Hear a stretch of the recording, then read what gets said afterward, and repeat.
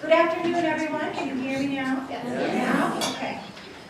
I am Christine Awick. I'm the Faculty Director of the Center on Women, Gender, and Public Policy at the Humphrey School of Public Affairs here at the University of Minnesota.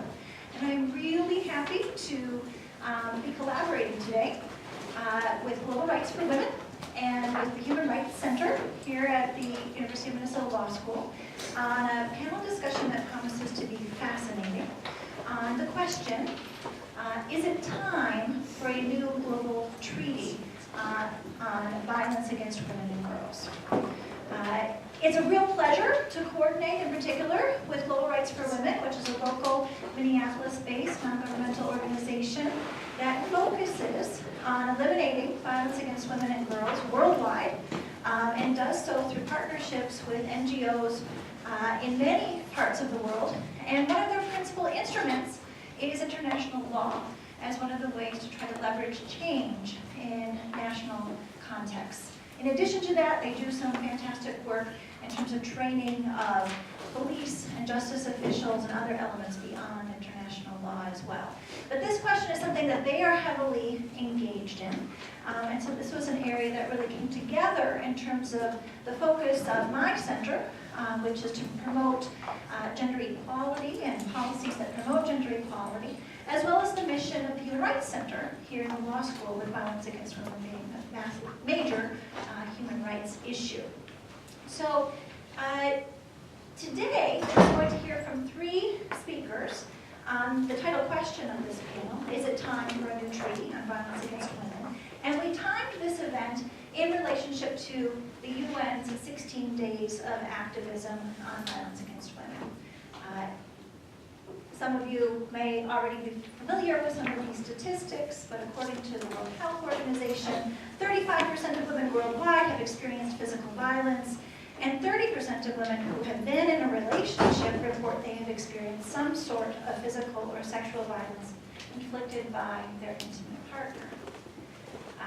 One statistic that shocked me, I thought I couldn't be shocked anymore, but it's estimated that of all the women that were victims of homicide globally in 2012, almost half were killed by intimate partners or family members.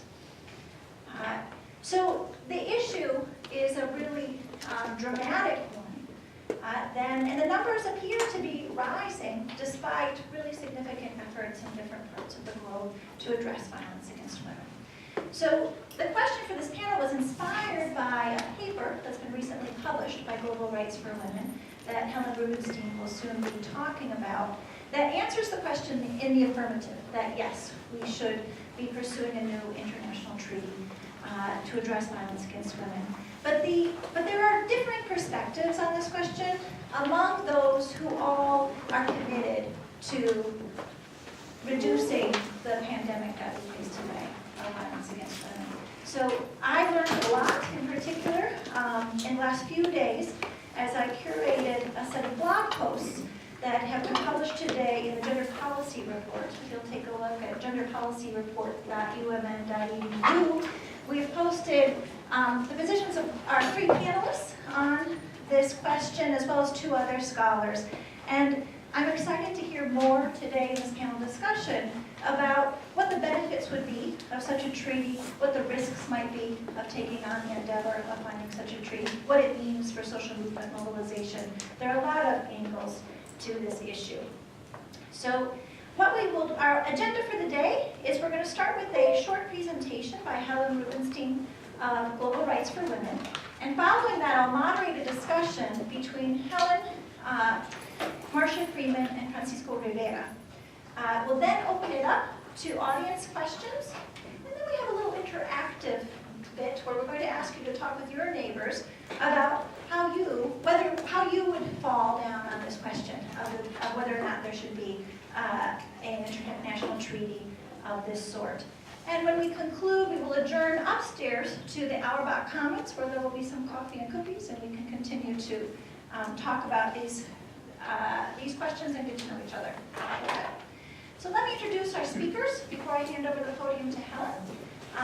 Helen Rubenstein is Deputy Director and Senior Counsel at Global Rights for Women. She has traveled to Mongolia, Kazakhstan, Malaysia, Minnesota, among other places, in the work of global rights for women, to conduct trainings and presentations, the kind of work that I described earlier that Global Rights for Women does. She has provided consultation and drafting and implementation of laws on domestic violence in those national contexts. And previous to her work at Global Rights for Women, she served as Deputy Director of the Women's Human Rights Program at Advocates for Human Rights. So she brings a wealth of expertise and international expertise to the conversation. We also have Marsha Freeman, who is a senior fellow at the University of Minnesota Human Rights Center. Many of you know her as professor of law here, where she teaches courses on human rights law and UN human rights system. She's also director of International Women's Rights Action Watch, which is a project that she started some time ago, and in the participation with Arlen Fraser, who, and the two of them are fundamental to the center that I now run. And so she has a history of connection to both the law school as well as the Center on Women, Gender, and Public Policy. The International Women's Rights Action Watch really played a pivotal role, continues to play that role in connecting women's organizations around the world and really helping them to understand how to navigate the UN system and use the various international instruments that are there to advance women's human rights. She is one of the foremost experts on the UN Convention on the Elimination of All Forms of Discrimination Against Women, or CEDAW, that we will be surely talking about quite a bit today. And finally, we have Francisco Rivera, that we are really pleased to have made it just a few seconds before we started off of his flight from California. Francisco Rivera is an associate clinical professor and director of the Human Rights Clinic at Santa Clara University Law School. He is a founding director of that center, and prior to that was a senior staff attorney at the Inter-American Court of Human Rights of the Organization of American States in Costa Rica. In the late 1990s, he also served as executive director of the Amnesty International section in Puerto Rico, and has been a consultant for a number of different NGOs, as well as UN organizations. He's worked on a number of high-profile human rights cases, and the reason we invited him, in addition to his expertise on international law, is the fact that he is a member of the Everywoman, Everywhere movement, which is a global movement with over 2,200 members at this stage that is advocating for a new international treaty on violence against women. And he is on the steering and drafting committee of that organization in this enterprise. So, with that introduction, I'm now going to hand it over to Helen.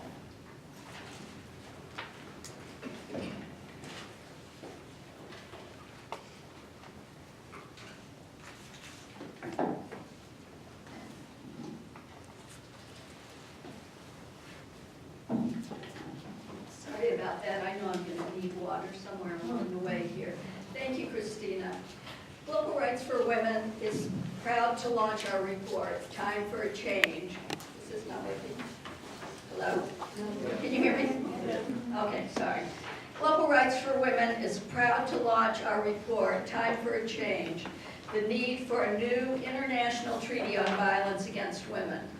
We're grateful to the Center for Women, Gender, and Public Policy at the Humphrey School and the Human Rights Law Center, the Human Rights Center at the Law School for co-sponsoring this event.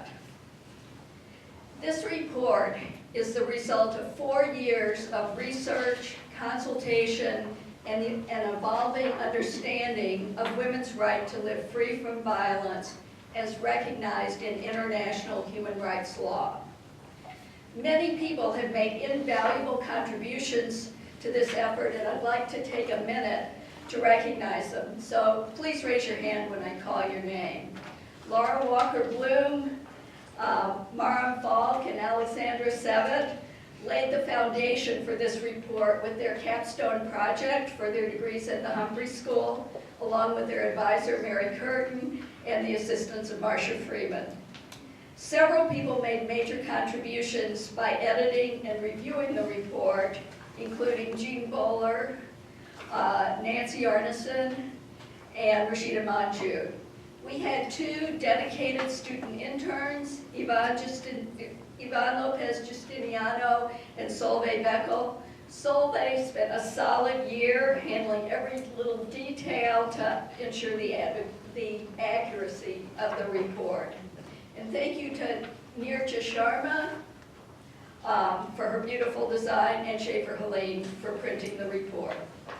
And of course, thank you to the members of the Global Rights for Women staff, all of whom were deeply involved in making sure that this report reflects our voice in the global movement to end violence against women and girls. So if you haven't already done so, please pick up a copy of the report on your way out, or you can find it on our website at globalrightsforwomen.org.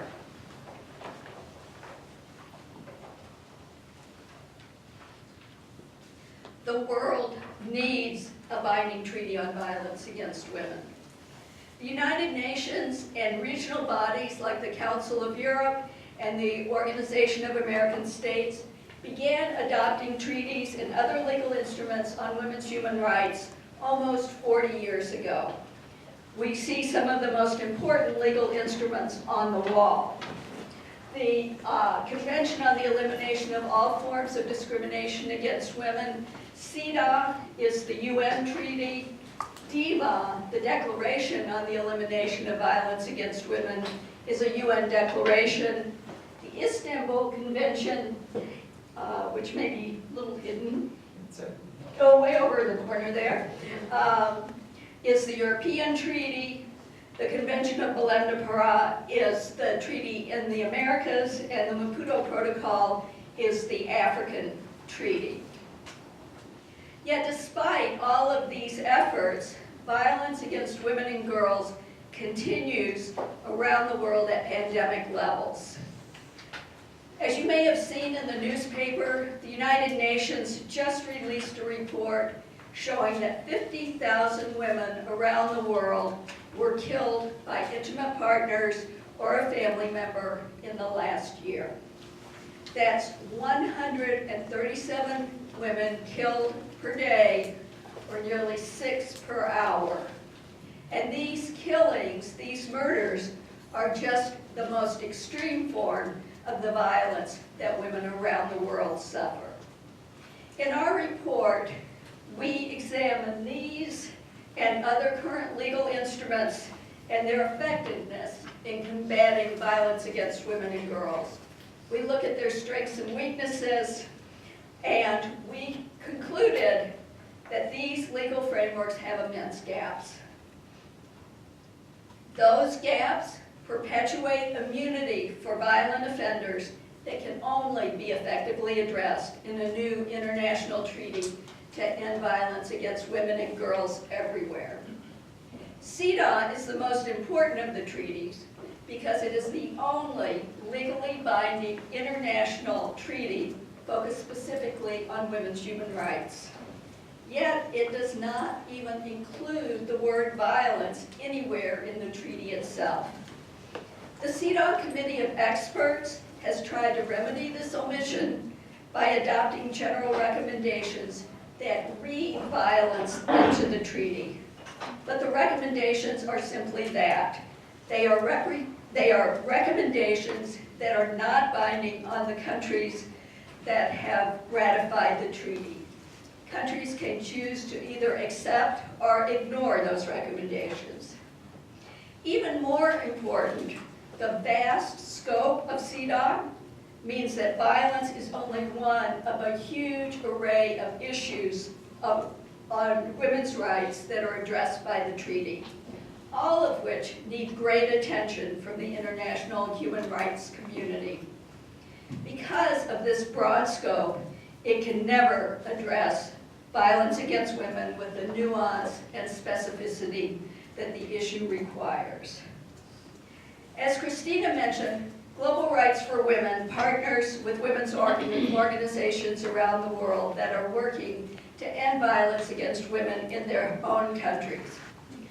These organizations are often faced with governments that are unwilling to pass strong laws, invest resources, and intervene against violence.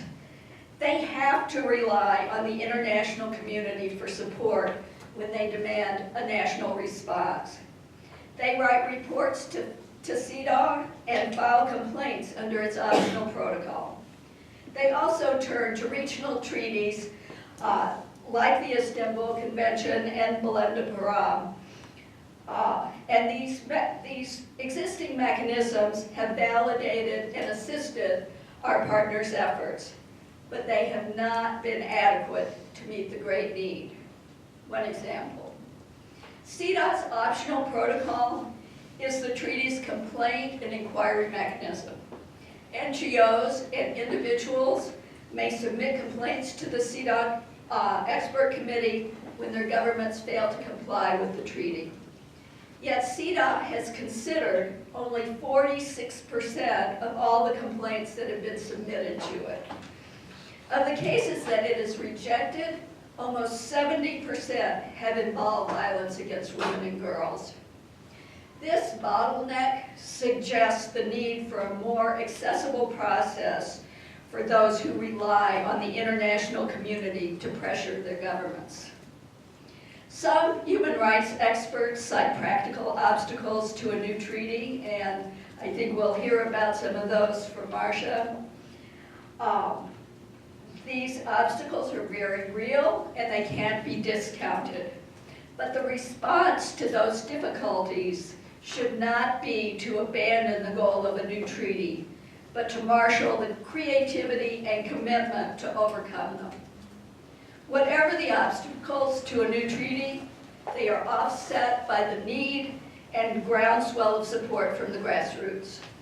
Evidence of that energy is the more than 2,200 advocates and organizations that have joined with Everywoman Everywhere, a worldwide coalition dedicated to a new treaty.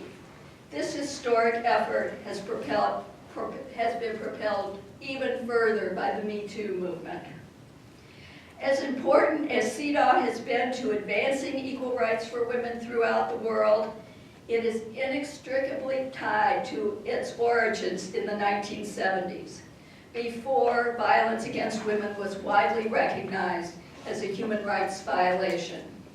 It's time for a new generation to bring its energy, its commitment, and the momentum to achieve a world without violence against women. An important vehicle for achieving that world is a binding international treaty. Thank you.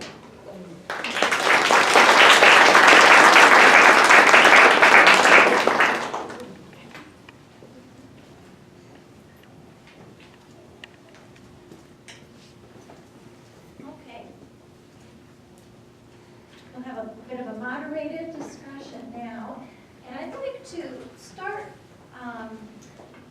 with a question for Marsha Freeman. And if Marsha, if you could start us off with telling us a bit of the evolution of the international instruments and your assessment of how well these instruments that Helen just mentioned have worked to address violence against women globally.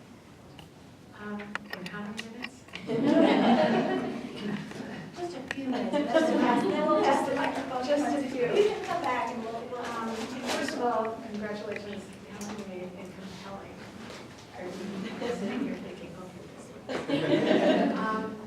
I think we're coming at it from two different points of view, basically. And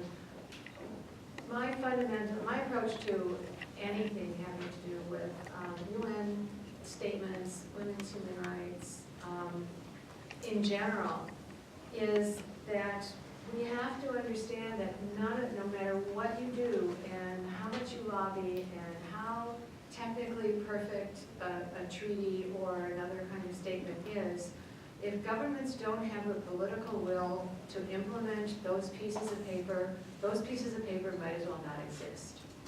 And this is something that really has to be kept in mind when lobbying for any kind of a new approach to anything, but particularly within the UN system. Because the UN system is a club of governments. And what that means is that there are various dynamics that seem a little arcane, actually, to people outside the system, and to people inside the system sometimes, too. And there's a lot of positioning that goes on around human rights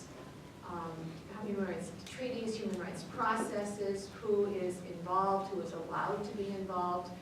And governments have learned the game that it's really important to be in the room in order to stop things as well as to support things.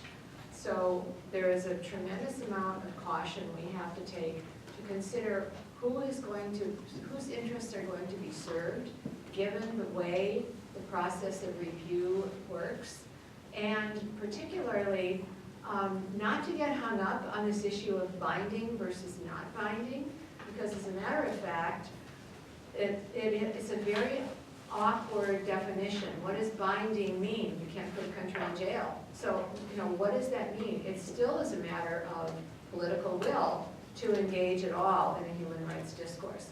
And the record is very patchy, and it's my position personally that a new document will face the same problems that an old document will face, and will not deal with a couple of other major issues, one of which is, as one of the blog writers stated, that we have to think about violence in the context of women's power, in the family, in the community, and the way that we do that is to implement an entire treaty with the idea that women should not be allowed to become victims. It's not just about rescuing, it's also about preventing. So there are a lot of considerations, and although a shiny new treaty just sounds wonderful, I mean, I thought it was a good idea in lots of ways, but I also have looked at the system long enough to know how much effort it's going to take and how the issue of good faith is going to play out. So it's a caution. And the last item is resources.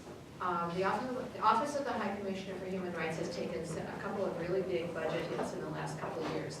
The system is not friendly to human rights in that respect.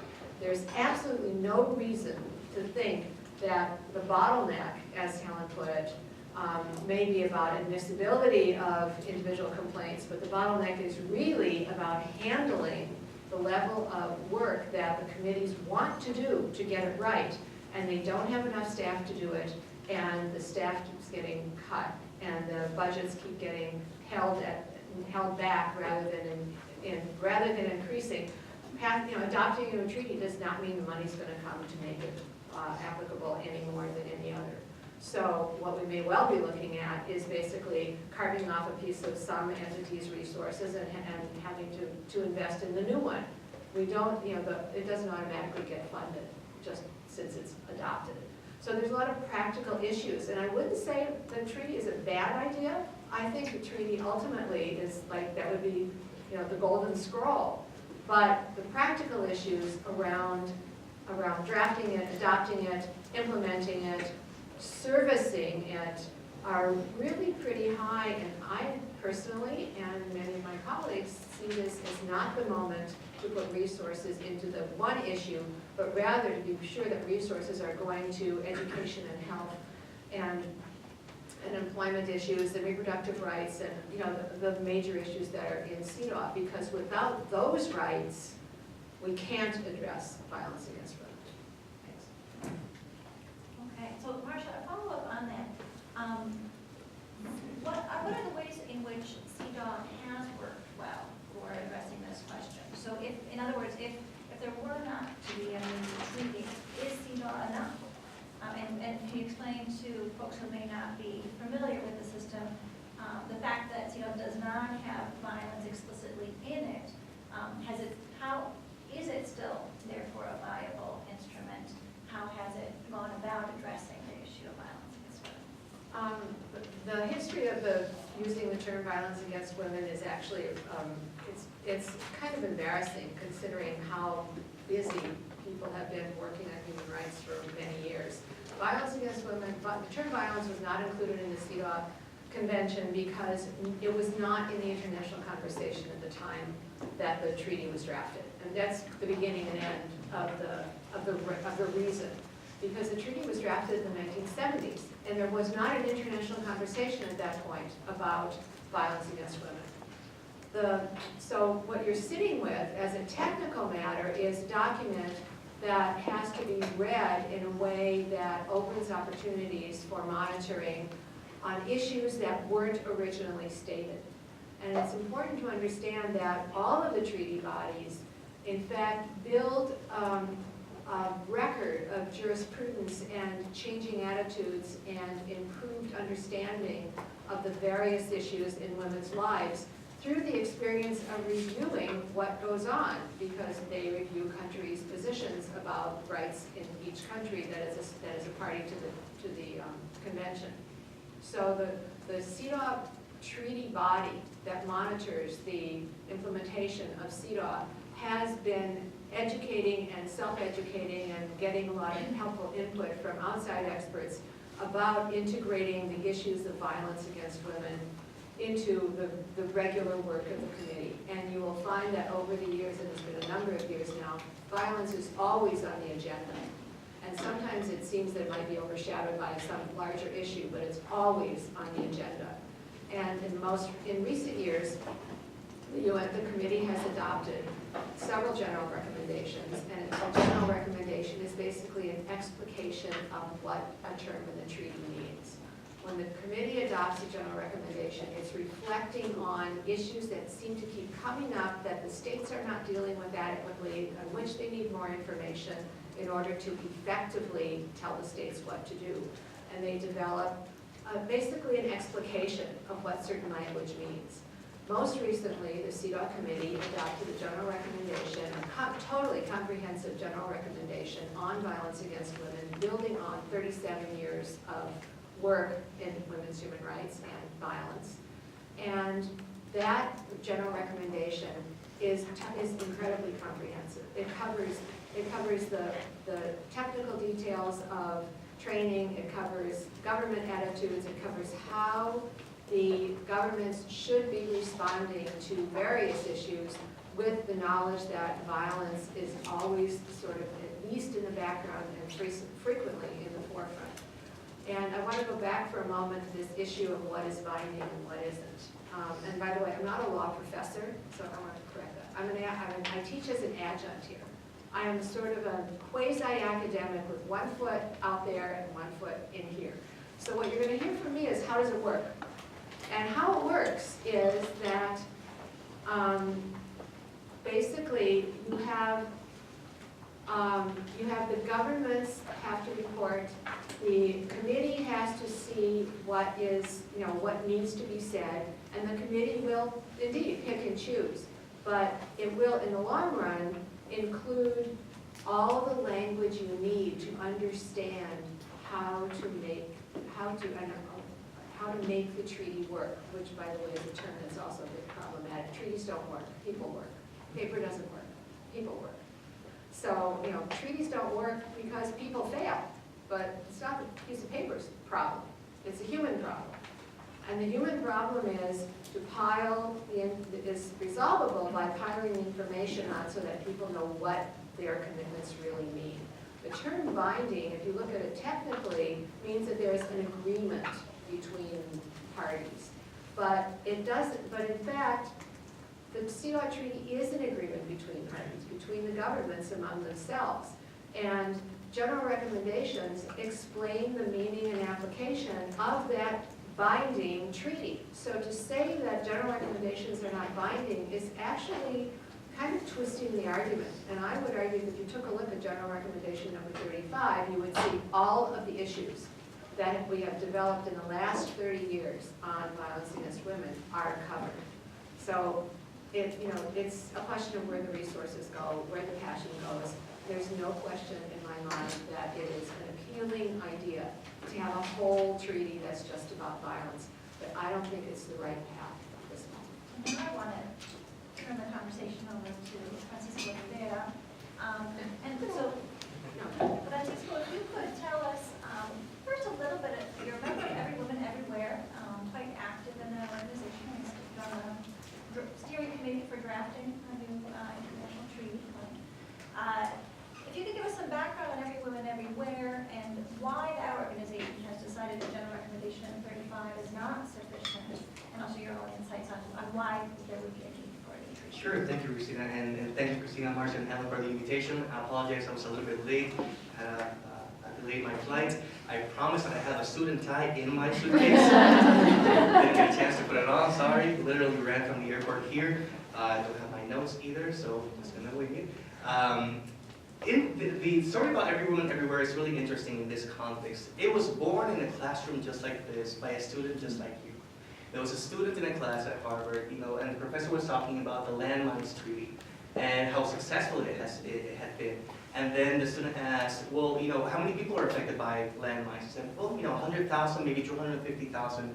And she thought, well, wait a minute, according to the World Health Organization, 1 out of every 3 women is affected by violence against women at some point in their lives.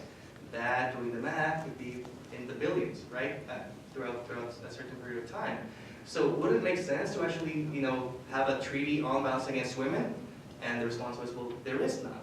CEDAW, as has been mentioned very eloquently by Helen and also by Marsha, doesn't specifically, for historical reasons, mention violence anywhere. It doesn't mention rape. It doesn't mention sexual assault. And she saw a need then to fill that normative gap, in international law, right? And she asked the professor, so what would it take, to create such a treaty? He says, well, you need maybe a handful of individuals committed for about 10 years. Well, that was 5 years ago, so we're halfway through, and now we're here. And in fact, that led to the creation of an initiative in Harvard, where another co-founder, Vidya Sri, decided to take this project on, and they started out by asking law schools around the world and academics around the world to do some research on that normative gap, meaning is what you see there on the board, is that enough, to provide adequate legal protections for women and girls and transsexual women also against violence?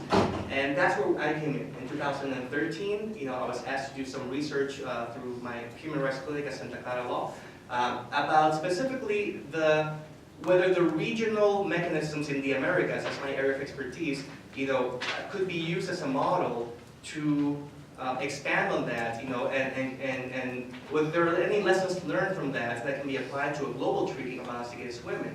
And we did a short 100 and something page report on